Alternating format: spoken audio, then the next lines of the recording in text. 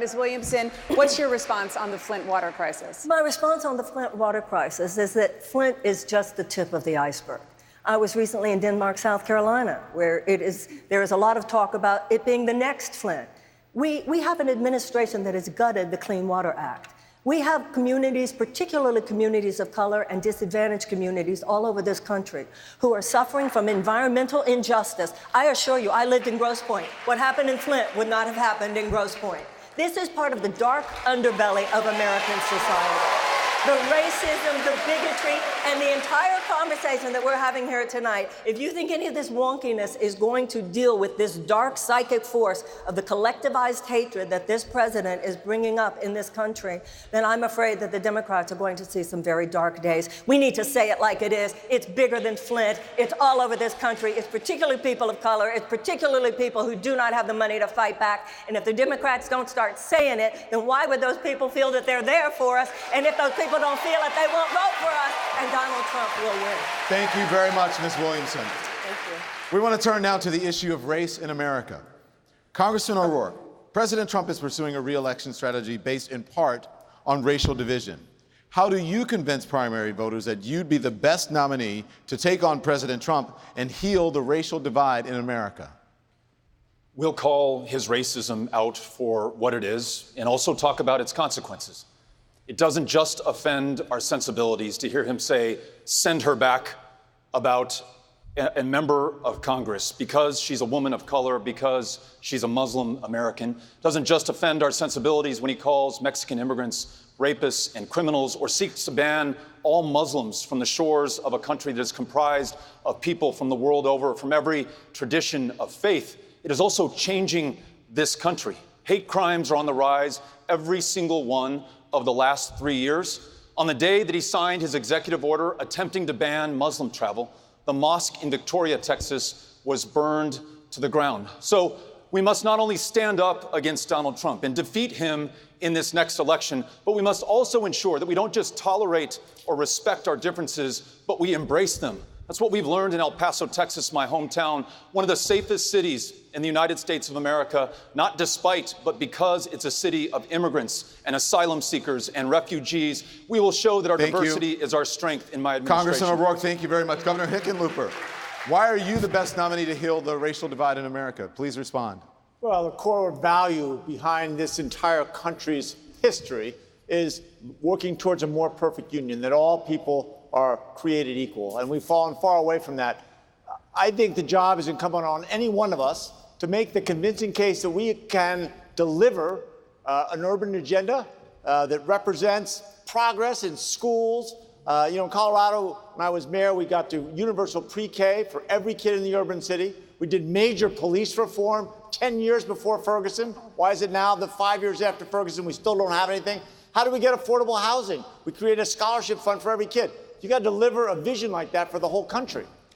Thank you, Governor. Senator Warren, I'm coming to you now. Last week, the FBI Director Christopher Wray said that the majority of domestic terrorism cases this year have been motivated by white supremacy. In fact, the alleged shooter in this weekend's attack in Gilroy, California, referenced a well-known white supremacist book on social media. How are you going to combat the rise of white supremacy? We need to call out white supremacy for what it is, domestic terrorism, and it poses a threat to the United States of America. We live in a country now where the president is advancing environmental racism, economic racism, criminal justice racism, healthcare racism. The way we do better is to fight back and show something better. So I have a plan, for example, on education that says we have to build a better education system for all our kids, but we've got to acknowledge what's happened on race. So my plan has universal tuition-free college for all of our kids, but also increases the Pell Grants and levels the playing field by putting $50 billion into historically black colleges and universities. It cancels student loan debt for 95% of the kids with student loan debt and helps close the black-white wealth gap in America. Thank you, Senator, very much. Mayor Buttigieg, you have been criticized for your handling of racial issues in your home city of South Bend, from diversity in the police force to housing policy. Given your record, how can you convince African Americans that you should be the Democratic nominee? As an urban mayor serving a diverse community, the racial divide lives within me. I'm not saying that I became mayor and racism or crime or poverty ended on my watch. But in our city, we have come together repeatedly to tackle challenges like the fact that far too many people were not getting the help they needed in their housing, and so we directed it to a historically underinvested African-American neighborhood.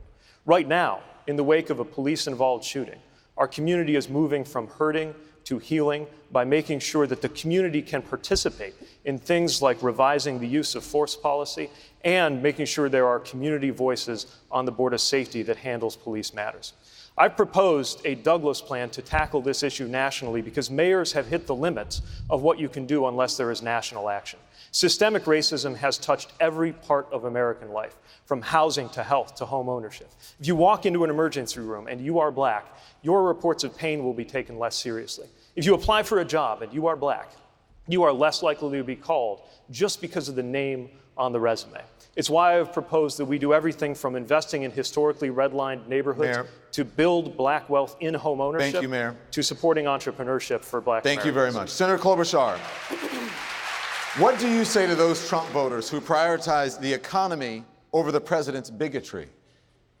Well, first of all, there are people that voted for Donald Trump before that aren't racist. They just wanted a better shake in the economy. And so I would appeal to them. But I don't think anyone can justify what this president is doing. Little kids literally woke up this weekend, turned on the TV, and saw their president calling their city, the town of Baltimore, nothing more than a home for rats. And I can tell you, as your president, that will stop. The second thing I would say is that economic opportunity means economic opportunity for everyone in this country. I know that because I have lived it. And that means when we put out there better child care and a better education, and we pay teachers more, and we make sure there's a decent retirement system in place, yes, we help the African American community, and we must, because they have been the ones that have been most hurt by what we've seen in the last decades. But we help everyone. So what I say to the people in my rural parts of my state, just like I say to them in the city and bring them together, is that economic opportunity must be there for everyone. Senator Klobuchar, thank you very much. Congressman O'Rourke, please respond. I want to acknowledge something that we're all touching on, which is the very foundation of this country. The wealth that we have built, the way we became the greatest country on the face of the planet, was literally on the backs of those who were kidnapped and brought here by force. The legacy of slavery and segregation and Jim Crow and suppression is alive and well in every aspect of the economy and in the country today. As president, I will sign into law a new Voting Rights Act. I will focus on education, address healthcare disparities, but I will also sign into law Sheila Jackson Lee's reparations bill so that we can have the national conversation we have waited too long in this country to have. Thank you, Congressman O'Rourke. Speaking of reparations, Ms. Williamson, many of your opponents support a commission to study the issue of reparations for slavery. But you are calling for up to $500 billion in financial assistance. What makes you qualified to determine how much is owed in reparations? Well, first of all, it's not $500 billion in financial assistance. It's $500 billion, $200 to $500 billion, payment of a debt that is owed. That is what reparations is. We need some deep truth-telling when it comes. We don't need another commission to look at evidence. I appreciate what Congressman O'Rourke has said. It is time for us to simply realize that this country will not heal. All that a country is a collection of people. People heal when there's some deep truth-telling. We need to recognize that when it comes to the economic gap between blacks and whites in America, it does come from a great injustice that has never been dealt with. That great injustice has had to do with the fact that there was 250 years of slavery, followed by another 100 years of domestic terrorism. What makes me qualified to say $200 to $500 billion? I'll tell you what makes me qualified. If you did the math of the 40 acres and a mule, given that there was 4 to 5 million slaves at the end of the Civil War, there were 4 to 5, and they were all promised 40 acres and a mule for every family of 4. If you did the math today, it would be trillions of dollars. And I believe that anything less than $100 billion is an insult, and I believe that 200 to 500 billion is politically feasible today because so many Americans realize there is an injustice that continues to form a toxicity underneath the surface, an emotional turbulence that only reparations. Thank you very much. Senator Sanders.